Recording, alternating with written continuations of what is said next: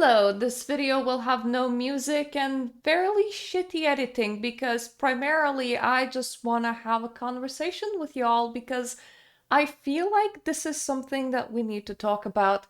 Let me start at how I arrived at the point that I'm gonna make because that's where the beginning is. So, something that kind of peeves me is that if you go to App Store and you look at, for example, Infinity Nikki, the ages that this game is appropriate for apparently is 13 plus, despite it being a gacha. Or if you go to Heartopia, we're actually going down to as low as 9 years plus. And I kind of covered it already in my Heartopia review that gacha are not for children, but I did receive a private message from a person that I'm not gonna show because I do fully believe that they are a minor. They were pretending to be 23 and they couldn't understand why did I even bring up microtransactions inside the game? Why did I even bring up it as being a bad thing and why kids shouldn't be playing this? Because according to this person, if their kid wanted to play this game, they would allow their kid to play this game, and if their kid wanted to buy anything off the microtransactions whatsoever, they would let that kid do that too. It really came off as a statement like, I would let my kids eat all the ice cream, said the person whose parents cook their meals and who haven't tried to subside off ice cream for like a couple of years in order to find out that that is actually not a good nutritional idea and that it ends up making you feel pretty shitty. Like, this person has not encountered the financial consequence of gambling, therefore, they don't see gambling apps that are being advertised to, in this case, not even teenagers, 9 plus years, literal children, as a bad thing. But it is a bigger problem overall. I think where we need to start is to outline why gambling for children is a bad thing. And for that, I have a very dry read on how gambling affects the brain. I have outlined the parts which I am gonna be reading in order for us to not to read the whole thing, but all of the sources that I'm using are in the description down below if you want to read the full article. As access to gambling has expanded, psychologists and other experts have become concerned not just that more people will give it a try, but that more will develop gambling problems. And while it is still too soon to know what long-term effects will be, evidence is growing to suggest that young people, especially boys and men, are among those particularly vulnerable to gambling addiction. The same demographic most often participating in the newest forms of gambling, sports betting, and video game-based gambling.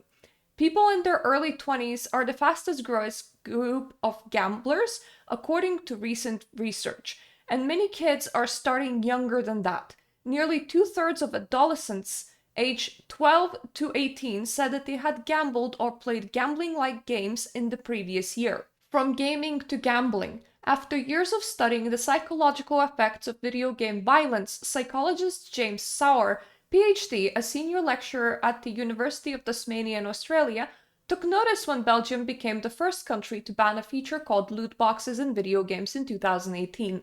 Loot boxes are digital containers that players can buy for a small amount of money. Once purchased, the box might reveal a special skin or weapon that enhances a character's looks or gives a player a competitive advantage. Or it might be worthless. On a Skype call after the news broke, Sauer, a psychological scientist and co-executive director of the International Media Psychology Laboratory, talked with his collaborator, psychological scientist Aaron Drummond, PhD of Massey University in New Zealand, about Belgium's decision. Because loot boxes represent a financial risk with an unknown reward, Belgian policymakers had categorized them as a form of gambling, and those policymakers were not the only ones. Countries and states that have passed or considered regulations on loot boxes include Australia, the Netherlands, and Hawaii, but these regulations were contentious. Sauer and Drummond discussed the need for more science to guide the debate. We were trying to think about how we might contribute something sensible to a discussion about whether these in-game reward mechanisms should or should not be viewed as a form of gambling, Sauer said. To fill the evidence gap, the researchers watched online videos of players opening loot boxes in 22 popular and recently released games that have been rated by the Entertainment Software Ratings Board as appropriate for people ages 17 and younger. Nearly half of these games meet the definition for gambling. The researchers reported in 2018, including Madden NFL 18, Assassin's Creed Origins, FIFA 18, and Call of Duty Infinite Warfare, Nature Human Behavior, Volume 2, 2018. Among the criteria for qualifying as gambling was an exchange of real money for valuable goods with an unknown outcome determined at least partly by chance. Purchased objects had value that gave an advantage in the game and sometimes could be sold or traded to others for real money. Loot boxes tap into the same psychological principles that draw people to slot machines, Sauer said. They may deliver a big payoff, but payoffs come at random intervals. Unlike rewards given after every repetition of a behavior, this type of variable ratio reinforcement of intermittent reinforcement exploits a cognitive distortion that makes a player or gambler view each loss as one step closer to a win that can lead to very rapid adoption of a behavior that can then be hard to extinguish, Sauer said. Animals exhibit the same patterns. They feel sure that the reward is coming, but they can't know when, so they keep repeating the behavior, he said. They continue even as rewards become less and less frequent, and even stop entirely. After establishing that loot boxes, which generate billions of dollars in revenue for video game companies, are often in fact a type of gambling, studies by Sauer Group and others since then have shown that people who spend more on loot boxes are often at higher risk of developing gambling problems, and that the connection is strongest in adolescence.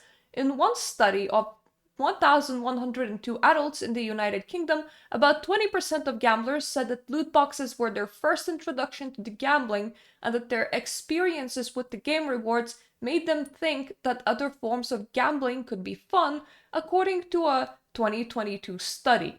More than 80% of them had started buying loot boxes before they were 18. Early exposure. Loot boxes are not the only avenue to gambling for kids. Online games that simulate gambling without financial risk are often available to very young children, said Derevensky, who once watched a young girl play a slot machine game on a tablet installed in an airport waiting area. She was earning points, not real money, and loving it.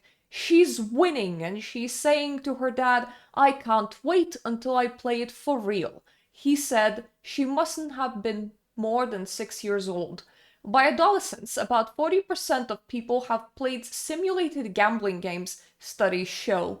These games often involve more winning than their real-world equivalents, Derevensky said, and that playful introduction without financial stakes can spark an interest. Work by his group and others have shown that teens who play simulated gambling games for points are at a higher risk of having gambling problems later on. Kids as young as preschool are being bombarded with requests to buy things in video games, Nowhere said. A lot of kids move from betting on loot boxes in video games to playing social casino games that are free and then triage them to pay sites. You can't really tell gambling from video gaming anymore. There is too much overlap. And that almost concludes our dry reading part. I tried to go through it as fast as possible. If I made some pronunciation mistakes, I am sorry. I'm not used to reading fast on demand. I have a secondary article. I'm just gonna outline a couple of things on it. Genshin Impact game developer will be banned from selling loot boxes to teens under 16 without parental consent. Genshin Impact does not have loot boxes. It has gacha, but as far as laws are concerned, they're one and the same. Pay 20 million fine to settle FTC charges. And this is the important outline. The complaint further charged that Hoyoverse deceived players about the odds of winning particular sought-after 5-star loot box prizes and how much it would cost to open loot boxes to win the prizes. It also alleged that the confusing virtual currency system that players had to navigate to open loot boxes and the marketing promotion tactics used to entice players to open loot boxes weren't fair to children and teenagers. It's almost like what I saw in Heartopia,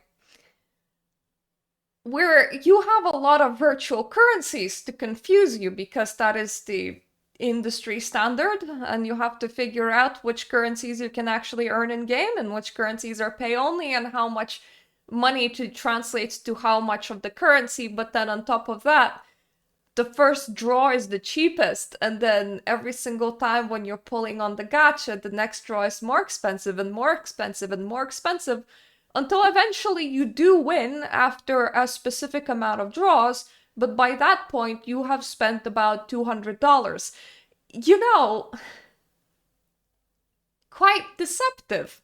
And to think that 9-year-olds would be playing this and are playing this and are allowed to play this, or that 13-year-olds are playing Infinity Nikki, when we have just outlined that these kind of loot box games do promote gambling behavior, and they're kind of slippery slide into gambling addiction in later life. However, here is where the problem arises. This is a Reddit thread. Do you think it's ethical for gacha games to be marketed to kids? And of course, the top voted responses are no. It's definitely not ethical for gacha games to be marketed to children. But if you scroll down, you're gonna find this comment, and I found it very interesting. They are kind of against government regulation. I'm not gonna do a comment here. I do believe that this is something that should be regulated by governments because companies are not gonna be regulating themselves. But here is what's written in the rest of the comment. I'm going to go out on a limb here and guess that a lot of the people responding to this don't have kids. Like, not room an uppity ass, you don't understand what it's like to be parents standpoint, but from a so many kids IPs are as bad if not worse than major gachas. Almost every major kids IP has some form of gacha mechanic. Crayola, Disney, Mario Kart, and every incarnation of cutesy animals with massive eyes. The kicker here is that all of those also have a monthly subscription to them to unlock the bulk of the content. The issue runs so much deeper than gacha, and we're talking for the very young kids. Almost every kids show has a grab bag or gachapon style toys. The concept of gacha is unavoidable long before kids are old enough to even be capable of playing any game that I think you would be specifically referencing. And it's true. It's true. Have you been to Amazon recently? Let's ignore that my Prime membership is expiring on the 16th of February. Minecraft blind bag. Yu-Gi-Oh! Highly detailed micro figures. They also come in a blind bag. Trolls Pom Pom blind bag. Party favor set. Jada Disney blind bag. Just played Disney Doorables, Moana 2 movie blind capsule. Majority of these toys are for ages 4 and up.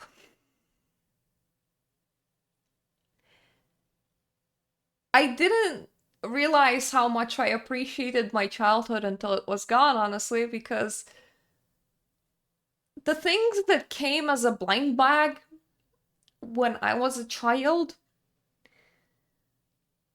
Magic the Gathering, which was a nerdy thing and not really played by children all that much. Pokemon cards, which were a nerdy thing but were collected by children. Pogs. And I know that Americans were into their baseball cards. And that's about it, really. If I wanted a doll, let's say I wanted a Bratz or a Barbie or anything similar, I went to the store and I got exactly the doll that I wanted. If I couldn't afford the expensive dolls, I could go to a flea market and I could point at a thing that I wanted from the selection of stalls selling things, and my grandmother would get it for me. And she would say that you need to indulge your children because childhood goes away so fast and these things are so cheap that it really doesn't matter. Now, what I have is LOL Surprise. Now, mind you, gachapons are really old in Asia, but they're not that old in the West. The LOL Surprise series came out in 2016. By that point, I was 22. So way, way past the age of desiring toy blind bags. And this is where toy blind bags for me became so prevalent that I could actually see them around. And now a lot of everything is a blind toy bag. Your biggest brands are selling blind toy bags. If your kid wants a sticker set, a lot of them come in blind toy bags. It's more rare to be able to buy a thing direct, and therefore it is more rare for a child to want a thing that you can purchase directly as seen on a shelf. It is more likely that your child will want something specific out of a ball like this, where you can't guarantee that your child will get exactly what they wanted. So this is the cheapest prop that I could find because these series cost £3. So I thought, yeah, I'll buy one for a YouTube video because I've never opened a blind bag before, so I'm kind of interested in it. But do you want to know how expensive these run? Sought after LOL Surprise blind doll boxes can go for £44. Can't imagine anything more upsetting as a parent than getting a gift for your child. Well, I can imagine a lot more things that are very upsetting, but this is not a very pleasant thing to experience either. Imagine getting a gift for your child because they want a specific dolly off a blind surprise bag, and you get the blind surprise bag, and it is already quite costly, and it doesn't have the specific dolly that your child wanted. You're incentivized to spend more money. You're incentivized to buy more in order to assure your child's happiness, or else you're gonna have a very unhappy child. This is exploitation to another level. And the whole point of this video is that I am disappointed that this is not something that's already regulated. Yes, adults are falling for blind bags as well. I bought dice blind bags, mostly because I needed a lot of dice for my tabletop games, and I didn't quite care how they look like. And getting a blind bag of dice was cheaper than just getting arranged sets of dice. You kind of understand that the retailer is just gonna throw in a whole bunch of random dice that did not sell and sell it for you at a lower price, and that was fine with me because I knew that that's what I was gonna get with a dice blind bag. I've seen women advertise toy blind bags. I've seen women advertise makeup blind bags. Apparently, lucky scoops have become very popular on places like TikTok, where a whole bunch of products will be inside this blind container filled with something like balls or sand or whatever. And the person doing the show will pick up a scooper, and whatever she scoops is whatever you have in your blind bag. And they sell makeup like this, they sell trinkets like this, they sell crystals like this. Everything that you can imagine might come in a blind bag, and these things, you will find quite a lot of like viral YouTube videos with a person just like ordering a whole bunch of lucky scoops or going and picking up a whole bunch of blind bags at a store and opening them. It is media that children are also exposed to, so they're not just preying off adults. It encourages this, and the fact that more and more products become available that come in the nice blind container where you can't guarantee that what you purchased is exactly what you wanted, and the fact that our games that are free and apparently completely fine for 9-year-olds also come with predatory monetary practices. I don't even want to think about what your heart feels as a kid growing up in this hellscape. My biggest wish here would be absolutely for more legislation. I think that taking advantage of people, as scummy as it is, but taking advantage of children, especially children that then will develop harmful behaviors like we saw in previous articles, raising the next generation of gamblers, it's heartbreaking that that is precisely what's happening. So let me reiterate, if you are a parent, don't let them play this. I know that it looks pretty and shiny and enticing and entirely child-friendly, but it has that gambling aspect to it. If you can, avoid things like these and petition your local governments, because honestly, Asia got hit with Gachapon earlier than we did, and it started as toys and then it became digital products. And they're better at actually regulating it and regulating who has access to Gachapon and who doesn't have access to Gachapon. Therefore, the overall attitudes end up being more healthy towards it, but the regulation never stops. It continues going and it gets adjusted as products evolve over time. West got hit by these kind of toys in 2016, only 10 years ago. And then digital gacha came after. Our regulation is not keeping up. It's not up to speed. It's not where it needs to be in order to protect people that will actually have psychological consequences because of things like that. And I have a very, very negative view of companies that exploit the young and the vulnerable while they still can. And considering that the only thing companies ever care about is profit, it is up to the governments to then make sure that companies cannot. Now, excuse me while I open my one and only blind doll ball in my life, because I am kind of curious what's in it. I know that whatever's in it I'm not gonna like, because A, it's not for me, and B, I got the cheapest version just for this video, because I needed a prop, and this prop cost £3, and that's like 2 chocolate bars.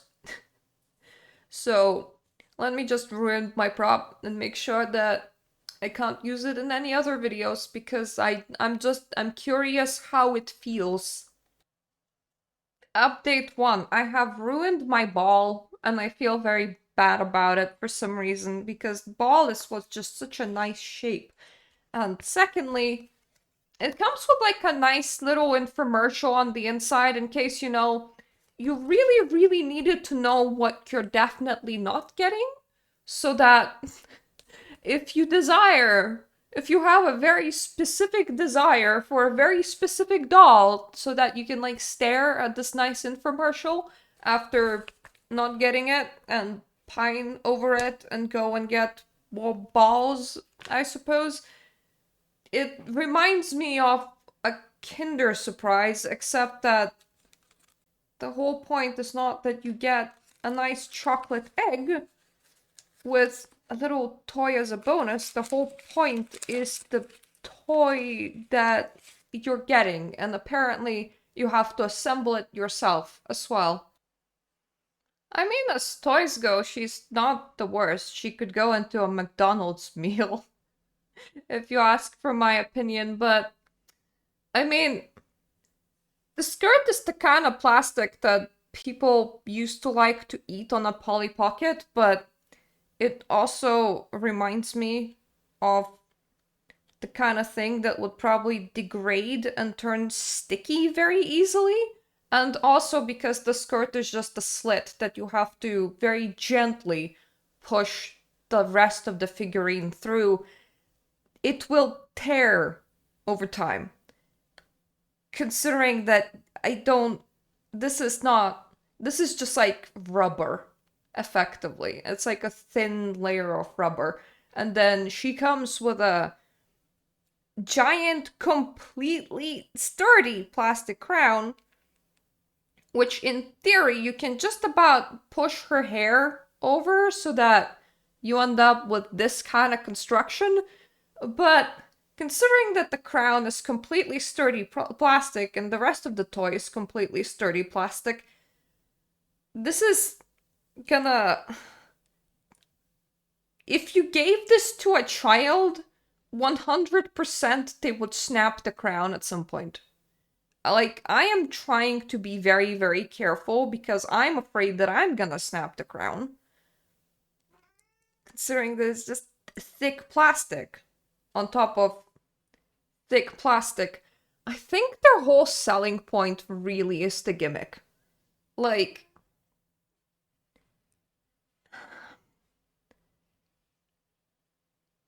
if I wanted a Polly Pocket sort of thing, at the very least during my generation's time, you got and bought the playset with the Polly Pocket that you wanted to have, and the kind of playset that you wanted to have, instead of just getting a giant egg with a random baby. So she's not the worst.